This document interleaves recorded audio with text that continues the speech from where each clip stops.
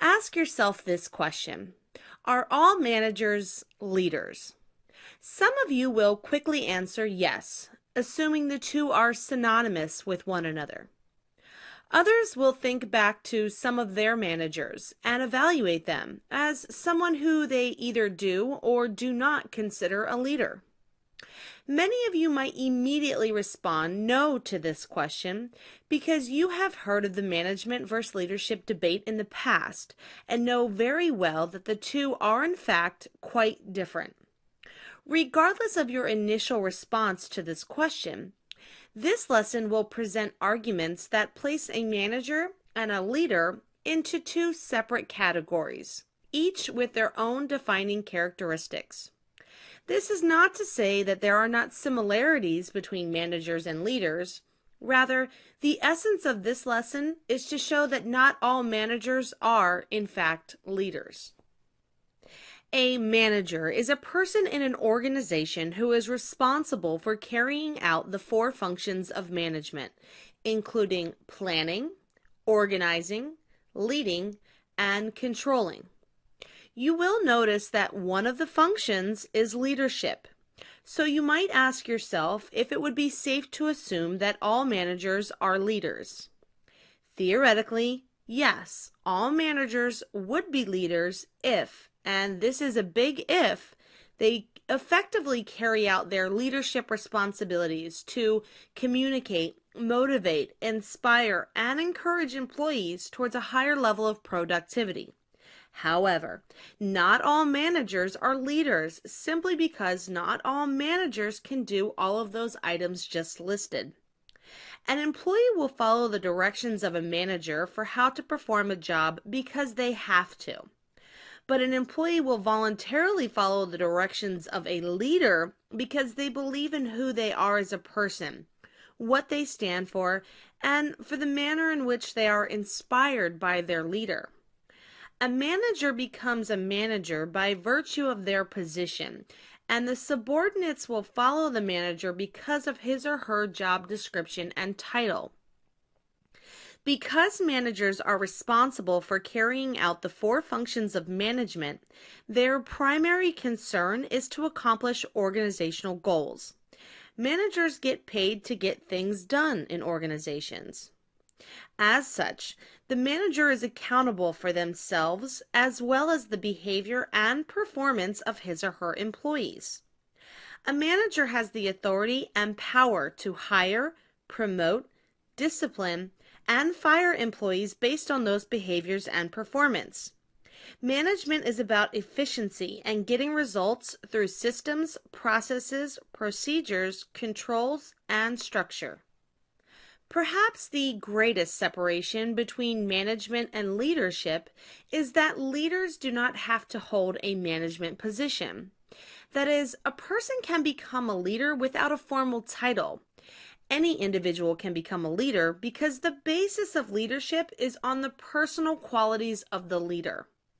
People are willing to follow the leader because of who he or she is and what the leader stands for, not because they have to due to the authority bestowed onto him or her by the organization.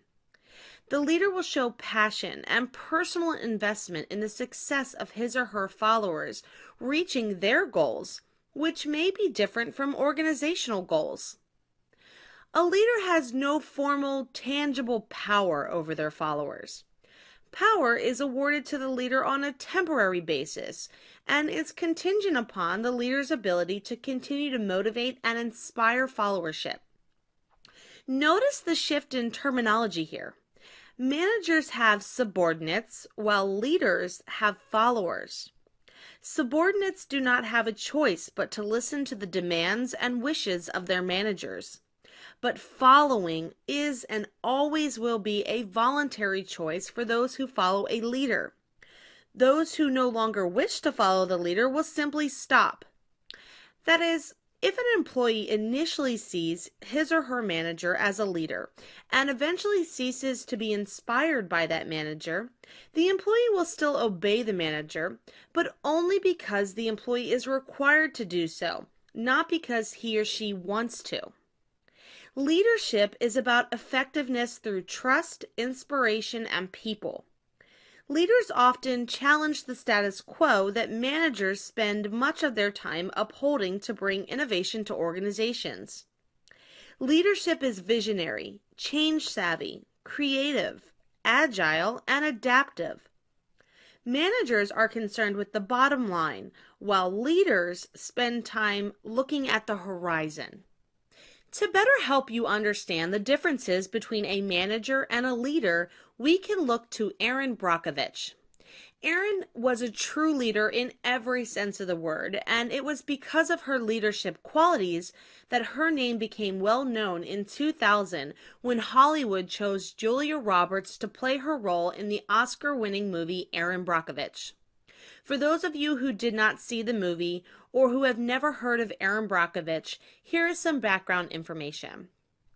Erin was a typical single mother just trying to find her path in life when she was involved in a serious car accident and hired a man by the name of Ed Masry as her lawyer. This meeting would soon change Erin's life and the lives of countless others. After Ed and Erin settled her case, Erin was hired at Ed's law firm as a file clerk. One day, Erin found a set of medical records that would turn into the largest direct action lawsuit in U.S. history, to the tune of $333 million in damages. But getting there is where the story of leadership begins. Once the medical records were found, it was Erin, the file clerk, and not the lawyer, who pursued justice for what would turn out to be 600 individuals whose water had been poisoned by Pacific Gas and Electric for 30 years in Hinckley, California. Yet, the lawyer was the manager, he was the one in the leadership position, and he was the one with the experience, knowledge, and power to bring Pacific Gas and Electric to justice. So why did he not take the lead on this case? Why was he more occupied with cases that he knew he could make money on? Why was the lawyer reluctant to dig deeper into the medical records? As I said earlier, not all managers are leaders, and not all leaders are managers. Even though Erin was just a file clerk, she spent countless hours, often at her own expense, going door to door, showing compassion and support to the residents of Hinckley, listening to their stories, providing a sense of hope, and showing unwavering tenacity to make sure that Pacific Gas and Electric would pay for what they did to the residents of Hinckley. Her vision and efforts organized a group of followers to take a stand against Pacific Gas and Electric. Erin's story shows that leadership is not something that comes with position, title, authority, or power. Rather, it was Erin's values, dedication, compassion, persistence, and her ability to motivate people to go against the odds that made her a true leader. Let's review. A manager is a person in an organization who is responsible for carrying out the 4 functions of management, including planning, organizing, leading, and controlling. A manager becomes a manager by virtue of his or her position, and subordinates will follow the manager because of his or her job description and title. A manager's primary concern is to accomplish organizational goals. Management is about efficiency and getting results through systems, processes, procedures, controls, and structure.